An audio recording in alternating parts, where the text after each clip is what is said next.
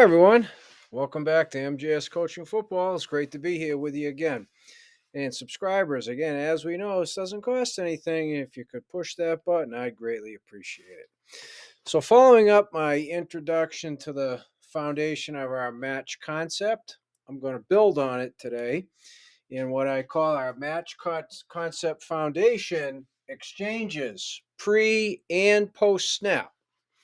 Okay, so I'm going to get into what exactly do we consider to be an exchange, what if, potentially before the snap can impact an exchange, what does impact an exchange unequivocally pre-snap, and then post-snap, what goes into the two different kinds of exchanges that we look for, okay, in our pass coverage.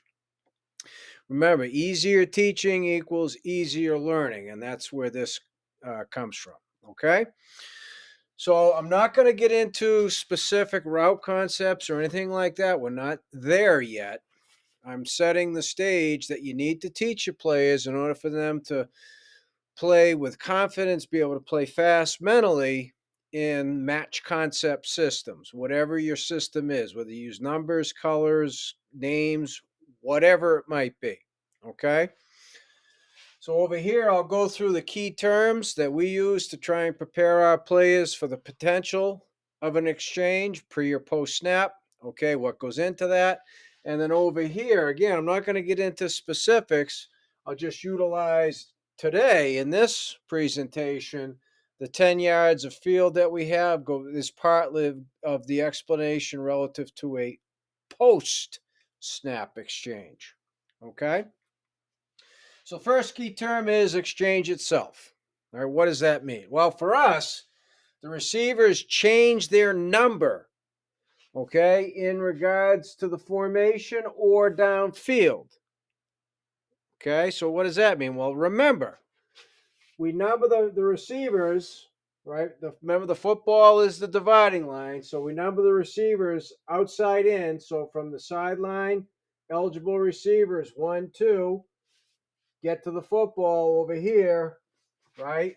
Near the sideline, 1, 2. So this is a 2 by 2. Well, an exchange to us is that changes. So this receiver is now number 2 and he's number 1. Okay. And sometimes that can happen in the formation. So that would be a pre snap exchange. So that's part of the presentation today. Or if it happens downfield, then it's a post snap exchange. Okay, so for us, formation is the ball's not snapped yet, so it's pre-snap. Okay, and I'll teach you how the formation itself can give you some clues as to potential exchanges. And then downfield, it has to be after the ball snapped. Okay, but that to us is what's meant by an exchange. Okay, so number 2, how does the formation impact exchanges, and how can you as a coach use that to better prepare your players?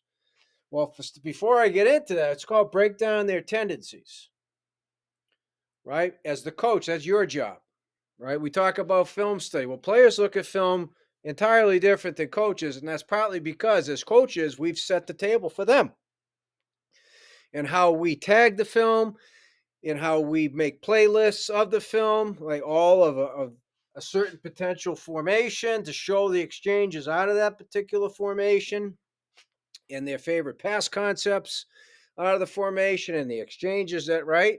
That's on us. As coaches, we prepare that for the players, which impacts how they look at film.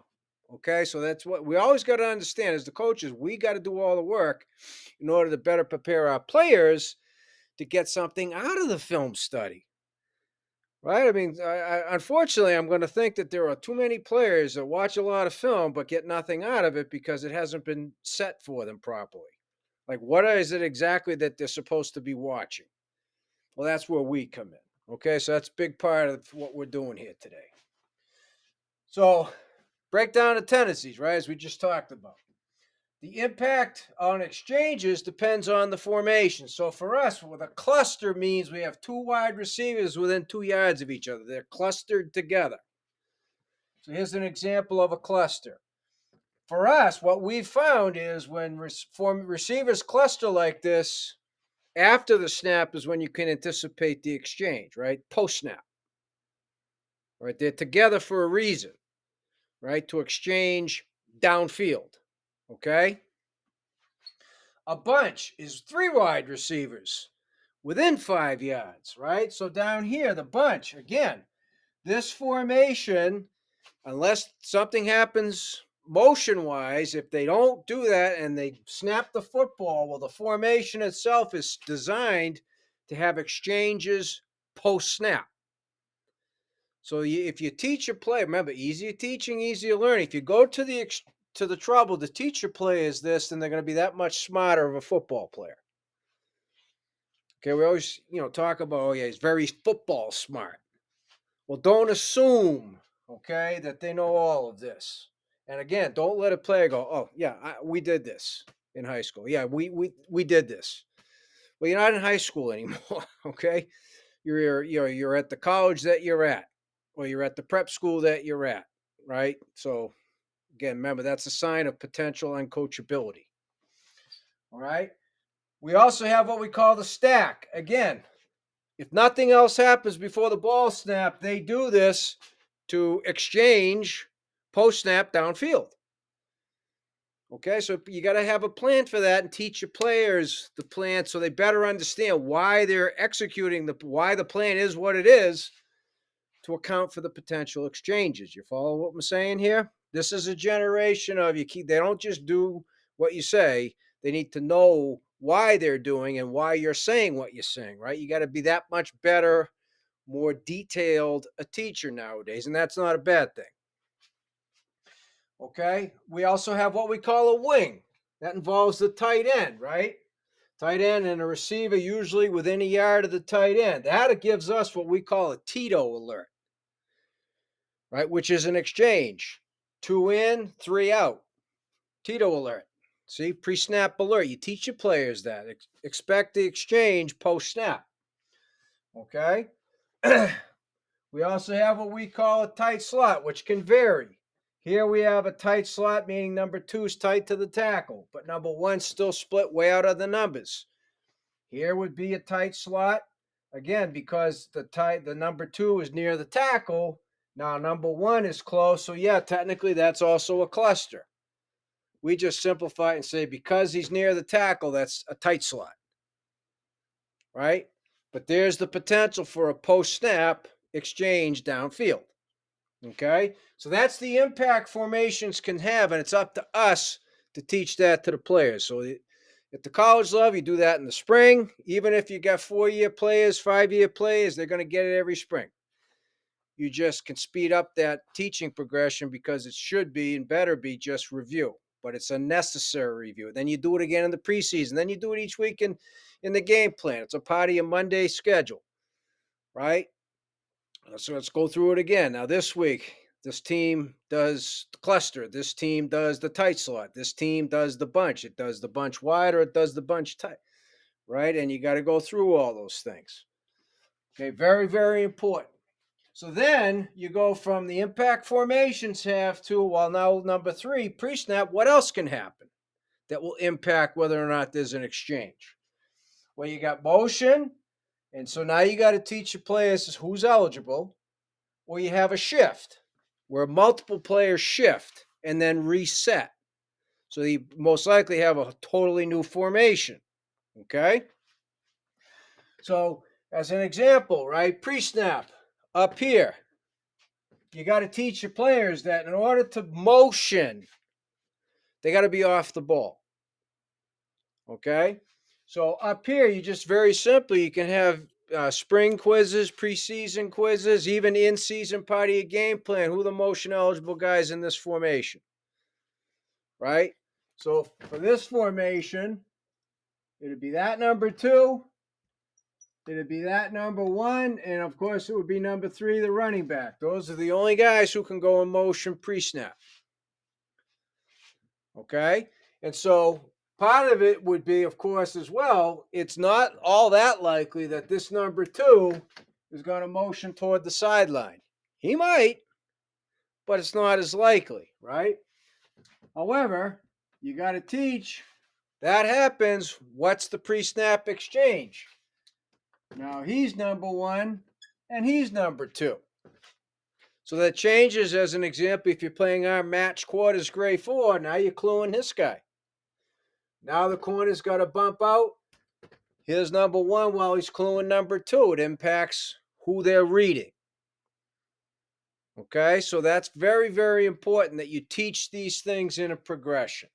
It sets the foundation for whether it's quarters match or 3 match.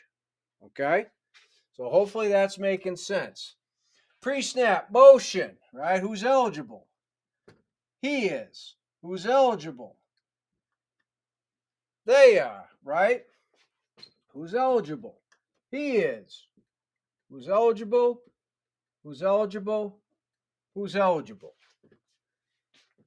All right, and that's a huge thing because you're trying to allow you guys to play fast without having to think they should be reacting. And in order to do that, this becomes the nuts and bolts of it. Okay? So the shift, obviously, these guys could all run over and then reset. That's what's meant by the shift. Okay? All right. So that takes care of what an exchange is, how the formation can impact that, what the pre-snap exchange is, and then what about post-snap? And this is the one that if you've done your job as a coach with the breakdown tendencies, helping set up so that they're watching film effectively and learning what they should be learning. All right, you've clearly defined for them what an exchange is, how the formations can impact the potential exchanges, both pre-snap and post-snap. You've gone through the variety of motions where they exchange. Okay, now he's one, now he's two, right? And they should be able to do that mentally without having to process. You get to what ends up being, hopefully, the easiest thing of all because you've set the table, so to speak, in the previous 3 things. And that is, what is a downfield exchange, right? Ball's been snapped, now they exchange. Well, for us, we have 2 kinds. We have what we call the low exchange, anything under 8 yards, and this is where I'm going to use the field. And we have what we call a high exchange, which is 10 or more yards. And I'll explain why there's 2 yards unaccounted for and what we do with that. Okay? So for us, any exchange post snap. So as an example,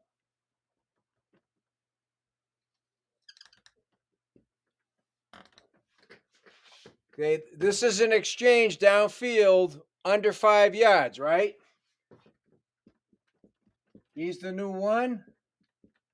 He's the new 2. That's what we call a low exchange. It's going to happen almost immediately. Bunch. Tailor-made for low exchanges. Cluster. Tailor-made for low exchanges. Stack. Tailor-made for low exchanges. They're hoping to create confusion very quickly and hit something quickly. That's where the impact of the formation kicks it, see? So if you teach this properly, and then now when you're going through things on the field, it makes sense. It clicks with your players. And then as you're watching film together, game film, you can say, what do we got here, right? Look at this low exchange. What happened? And the player should be able to tell you, I didn't clue off the new number 2. Or I didn't carry the new number 1, right? Whatever it might be. Okay, and that's what we're trying to establish as our foundation for our match concept here. Okay, so why is it under 8 yards? So I'm going to draw up the 18 in blue here. And why do we have that 2 yards of separation? Because that's the gray area. And I don't want players thinking, oh my God, I screwed up. Make it right. So in the area between 8 and 10 plus yards, okay, the players recognize the exchange, whether or not they consider it a low or a high exchange. I'm not going to bust chops over. You got to give them a little bit margin for error. So the reason, okay, I think it's very clear to set at 8 yards or less and 10 yards first down or more. the in between, there's a little margin of error there. You got to give your players that, in my opinion. Okay, even professional athletes, they're going against other professional athletes. There's got to be a little margin for error because now this is real speed. And maybe especially professional athletes, they're going so much faster than everybody else. They need that margin for error. Okay, so for us, any exchanges, so I'll do it here, that occur at 10 plus, that would be what we call a high exchange. And so then it makes sense to you players because, guys, when are the high exchanges going to occur? They're going to occur on second and long, right? Because you get back to the breakdown tendencies. On second and 8 or more, that's when their high exchanges tend to occur. On third and 6 or less, that's when their low exchanges tend to occur. So it pieces everything together for your players, all right? Not just in practice, not just watching film, but when it matters most on game day. And it will tie in with your game plan presentation and then the way you implement that throughout the week in practice so it makes sense to your players and it's so easy to talk to them in the V and a timeout, right? Because everything ties together with what's happening on the field in real time. And that's the key. Okay? Is what you're teaching, does it show up on the field? Okay? Does it go hand in hand with the way you have taught your match concept system? Because if it doesn't, then something's wrong with the way you're teaching the system. Okay? Personally, I'm a big believer in accountability, looking in the mirror and did I teach it right? Did I give the players a fighting chance by the way it was presented to them? And then obviously, if you can prove that, yeah, I did, then okay, the mistake was made on the field by the player. But more often than not, the mistake was made here, right? And I didn't give that player a fighting chance because of something I didn't, take enough time to teach him to begin with. Okay. So, as far as today's presentation, our Match Concept Foundation teaching exchanges, both pre and post snap, what an exchange is, how the formation itself impacts what the exchange can be. Pre snap, teach your guys how motion changes who the receivers are, so who we're carrying, who we're matching, etc., is affected.